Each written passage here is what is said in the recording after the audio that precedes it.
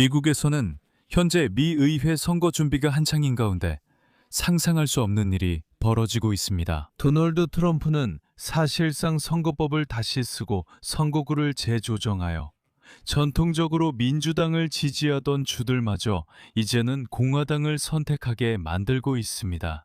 이러한 선거구 재조정은 결국 더 많은 표가 민주당에 몰리더라도 공화당이 승리하게 만들 것입니다. 모든 역설은 트럼프가 사실상 법과 헌법을 위반하지 않는다는 데 있습니다. 이는 두 경우 모두 허점이 있기 때문입니다. 미국 정치 시스템에는 어떤 현상이 존재합니다. 정당이 한 주에서 유권자들의 과반수 득표를 얻었더라도 결국 입법부 선거에서 패배할 수 있습니다. 이것은 게리맨더링의 결과로 선거구 경계를 조작하는 과정입니다. 그리고 2026년 5월이 되자 미국에서 이 과정은 절정에 달했습니다. 주들이 중간 선거를 앞두고 선거구 지도를 다시 그리는 작업을 마무리하고 있었기 때문입니다. 이번 에피소드에서 저는 공화당이 어떻게 주에 대한 통제력을 이용해 도널드 트럼프 지지자들의 승리를 보장하는지 아주 쉽게 설명해 드리겠습니다. 그리고 이것이 무엇을 의미하는지도 설명하겠습니다. 이것이 선거구 경계 재조정입니다. 이것이 선거에 미치는 영향과 그 이유를 설명하겠습니다. 어떤 주에서는 민주당이 더 많은 표를 얻었음에도 불구하고 결국 그 주가 하원에서 더 많은 공화당 의원들로 대표될 수 있습니다. 일단 처음 들으면 복잡하고 어려워 보일 수 있지만 사실은 아주 간단합니다. 지금부터 하나씩 차근차근 설명해 드리겠습니다. 제 이름은 알렉세이 패치입니다. 시작 전에 채널 구독 부탁드립니다. 이제 이 주제에 대해 이야기해 봅시다. 영상에 좋아요를 눌러주시고 아래 댓글에 아무 의견이나 남겨주시면 감사하겠습니다. 그리고 제 텔레그램 채널 패치 뉴스도 구독해주세요. 링크는 이 영상 설명란에 있습니다. 그곳에서 실시간으로 들어오는 뉴스를 바로바로 올리고 있습니다. 자, 그럼 먼저 최근 며칠간의 주요 사건들을 정리해 보겠습니다. 이것을 바탕으로 이야기를 진행할 예정입니다. 먼저 사실부터 말씀드리고 그 다음에 전체 분석을 할 테니 너무 걱정하지 마세요. 첫 번째는 2026년 4월 29일에 있었던 미국 연방대법원의 판결입니다. 루이지애나주 데칼레스 사건에 대한 판결이었습니다. 법원은 루이지애나주의 선거구 지도가 흑인 인구에 대해 차별적인지 여부를 심리했습니다. 결국 4월 29일 법원은 공화당 다수파가 만든 선거구 지도를 승인했습니다. 이 결정은 정당의 이익을 보호하는 정치적 게리맨더링이 간접적으로 영향을 미치더라도 허용된다는 원칙을 확립했습니다.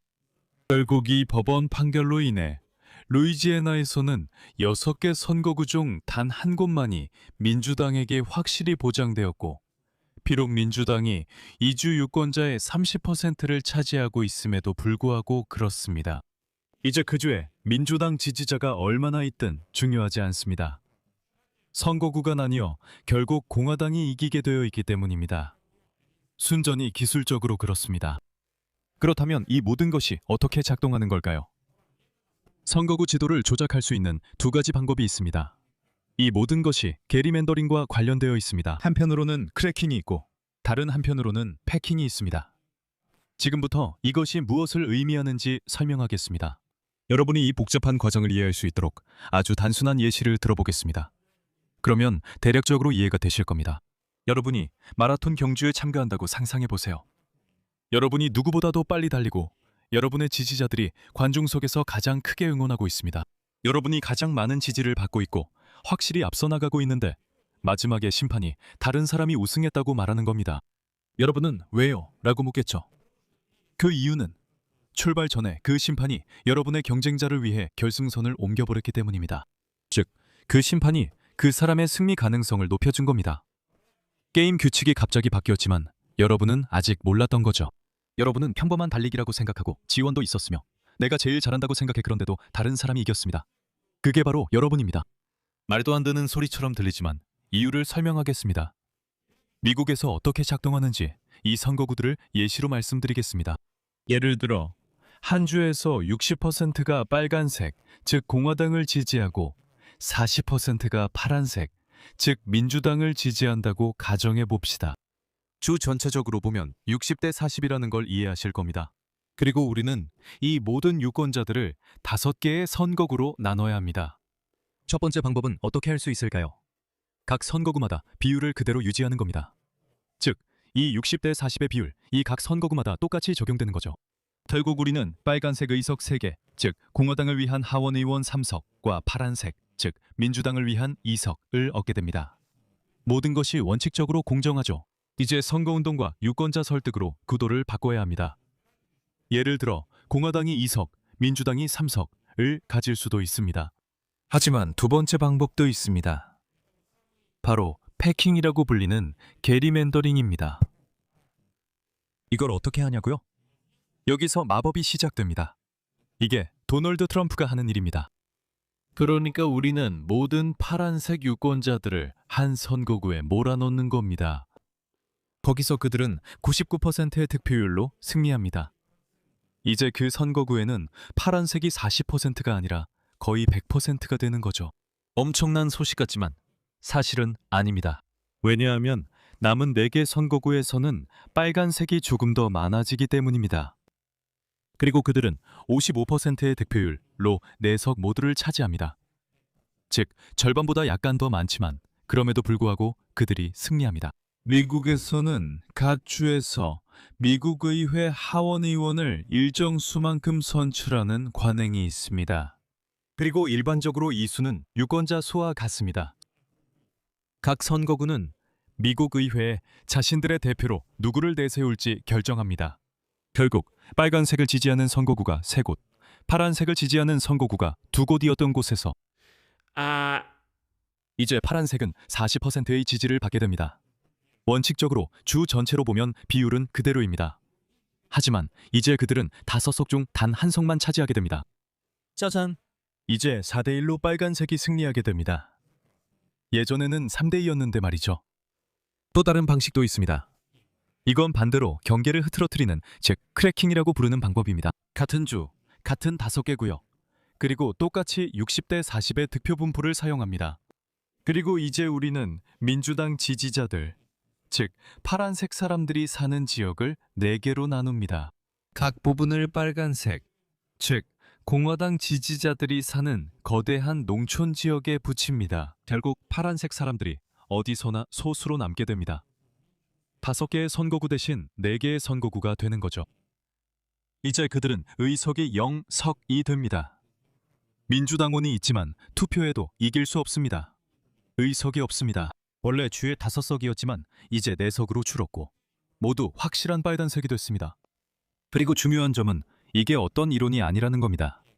이건 텍사스와 플로리다에서 실제로 일어난 뉴스입니다. 이제 현실을 설명해 드리겠습니다. 인구조사가 끝난 후에 텍사스는 의회에서 추가 의석을 받았습니다. 이 주의 입법부를 장악하고 있는 공화당원들은 선거구 지도를 다시 그려서 빨간 선거구의 수가 22개에서 25개로 늘어났습니다. 잠깐만 생각해도 의회에 3개 추가 의석이 생긴 것입니다. 댈러스와 휴스턴 교회에서는 선거구 경계가 지그재그로 그어져 빠르게 성장하는 소수민족 공동체에서 진보적인 지역을 잘라내도록 했습니다. 또 다른 예시입니다. 2026년 4월 플로리다 주지사 론 데산티스의 새 선거구 지도가 시행되었습니다. 반대로 소수민족이 자신들의 후보를 선출할 수 있었던 역사적인 5번 선거구가 폐지되었습니다. 그리고 전문가 분석에 따르면 이 변화로 인해 유권자들의 선호가 변하지 않아도 공화당이 미국 하원에서 4석을 더 얻게 됩니다. 다시 말해, 미국인들의 생각에는 특별히 달라지는 게 없습니다. 바뀌는 건 선거구 지도입니다. 조작과 기술적인 방법으로 갑자기 의회에서 4석이 더 생기는 겁니다. 즉, 누구에게도 투표를 다르게 하라고 설득할 필요가 없습니다. 어떤 선거운동이나 홍보도 필요 없습니다. 전혀 그렇지 않습니다. 그냥 그렇게 되는 겁니다. 공화당은 현재의 유권자 흐름이 그대로 유지되어도 자동으로 의회에서 4석을 더 얻게 됩니다. 이것이 실제로 선거에서 공화당에 어떻게 도움이 될까요? 여기서는 바로 지리적 요인이 중요한 역할을 합니다. 민주당 지지자들은 도시 지역에 밀집해 살고 있습니다. 이것은 그들의 표를 선거구에 몰아넣는 것을 쉽게 만듭니다. 반면 트럼프 지지자들은 분산되어 살고 있어서 농촌 선거구를 장악하기가 더 쉽습니다. 게다가 50개 주 중 28개 주에서는 양원 모두 공화당이 장악하고 있습니다. 바로 이 사람들이 인구조사를 실시합니다. 바로 이 사람들이 선거구 지도를 그립니다. 게다가 도널드 트럼프는 임기 동안 234명의 연방 판사를 임명했습니다. 이 법원 네트워크는 오늘날 민주당의 소송을 기각하면서 이런 선거구 재조정을 합법적인 정치적 경쟁으로 분류하고 있습니다. 이제 가장 큰 역설이 있습니다. 현재 집계에 따르면 공화당은 전국적으로 민주당보다 4% 낮은 지지율을 가지고도 하원에서 통제권을 얻을 수 있습니다. 다시 한번 말씀드리겠습니다. 그들은 실제로 총 득표수에서 더 적은 표를 받을 수 있습니다. 하지만 결국 하원에서 더 많은 의석을 차지하게 됩니다. 이로 인해 입법 의제가 도널드 트럼프 지지자들에 의해 완전히 통제되는 상황이 만들어집니다. 연방 프로그램에 대한 자금 지원이 이 공화당 강세주들에 유리하게 재조정될 것입니다. 문제가 뭘까요? 이 시스템을 합법적으로 바꾸는 것은 사실상 2030년에 있을 다음 인구조사 때까지 거의 불가능합니다. 즉, 그들은 다음 대선도 무사히 넘길 수 있다는 의미입니다. 그리고 민주당원들에게 모든 문제는 게리맨더링이 불법이 아니라는 데 있습니다. 이것은 단지 시스템을 이용하는 것이거나 사람들이 말하듯이 시스템을 남용하는 것일 뿐입니다. 실제로는 법을 자기 이익에 이용하는 것입니다. 소학적 모델과 지역의회에 대한 통제는 공화당이 국가의 인구 변화를 무력화할 수 있게 해줍니다. 왜냐하면 도시 인구가 확실히 증가하고 있고 이들은 대체로 민주당을 지지하기 때문입니다. 그리고 소수인종의 비율도 변하고 있는데 참고로 이들 역시 대체로 민주당을 지지합니다. 따라서 11월 선거의 결과는 이미 4월에 상당 부분 결정되었습니다. 바로 이 새로운 선거구 지도가 서명되는 순간에 말이죠. 여러분이 이제 이 주제를 이해하셨길 바랍니다. 앞으로 관련 뉴스가 계속 나올 예정이니 이제 내용을 이해하실 수 있을 겁니다. 여기서 말을 줄이겠습니다. 여러분의 의견과 생각을 이 영상 아래 댓글로 남겨주세요. 채널 구독도 해주시고 이 영상에 좋아요도 눌러주세요. 그리고 여러분, 이 유튜브 채널의 활동을 지원하고 싶으시다면 정말 감사하겠습니다. 이것은 이 영상 설명에 있는 링크와 계좌 정보 또는 화면에 보이는 QR코드를 통해 후원이나 유료 멤버십 가입으로 하실 수 있습니다. 오늘은 여기까지입니다. 건강 조심하세요. 모두 안녕히 계세요.